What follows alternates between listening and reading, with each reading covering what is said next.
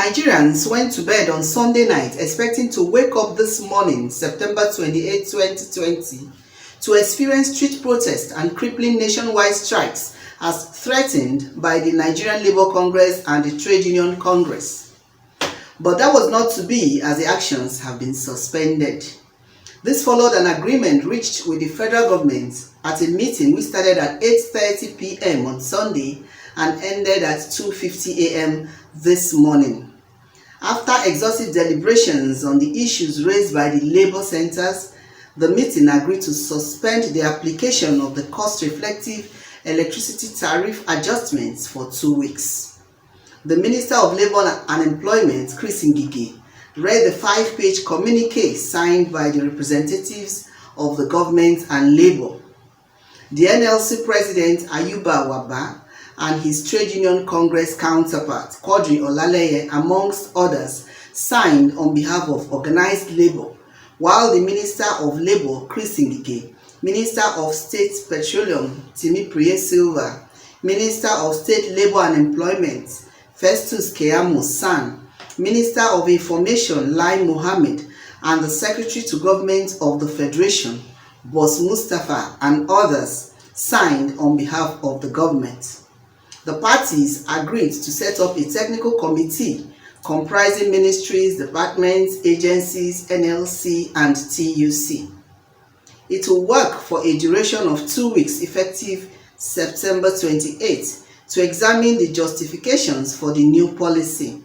This, according to the communique, is in view of the need for the validation of the basis for the new cost-reflective tariff as a result of the conflicting information from the fields, which appear different from the data presented to justify the new policy by NERC, metering deployment challenges timeline for massive rollouts. The members of the committee include the Minister of State, Labour and Employment, Festus Keyamo San, as chairman, Minister of State, Power, Godwin Jedi Agba, chairman, National Electricity Regulatory Commission, James Momo, Special Assistant to the President on Infrastructure, Ahmad Zakari, as the secretary. Other members are Onoho Omen Ebohimen, Joe Ajeru, NLC, Chris Okonkwo, TUC, and a representative of electricity distribution companies.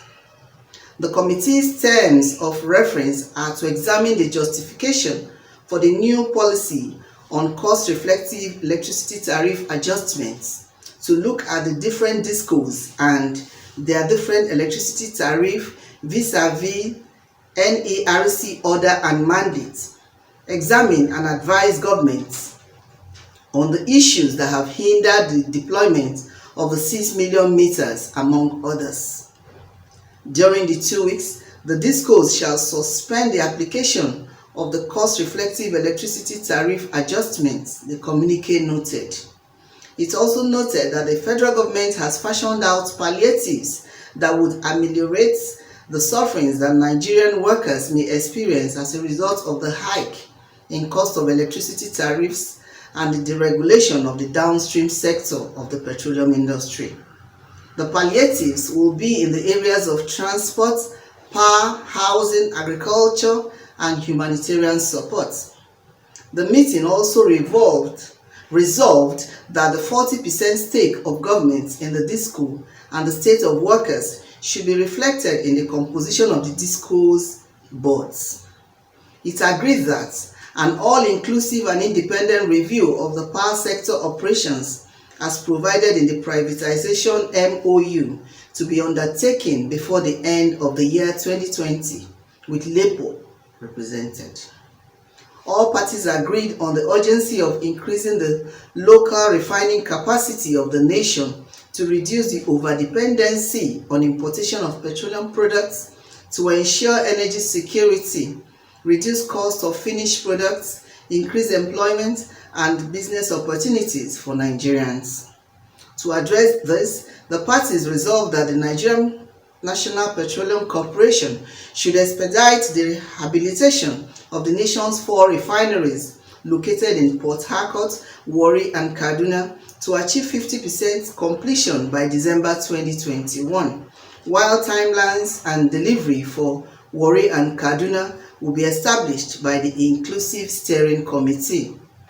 To ensure commitment and transparency to the processes and timelines of the rehabilitation exercise, the management of NNPC has offered to integrate the national leadership of the Nigerian Union of Petroleum and Natural Gas Workers and Petroleum and Natural Gas Senior Staff Association into the steering committee already established by the corporation, the communique stated. From Lagos, this is Tina Timothy, News Express Nigeria Television.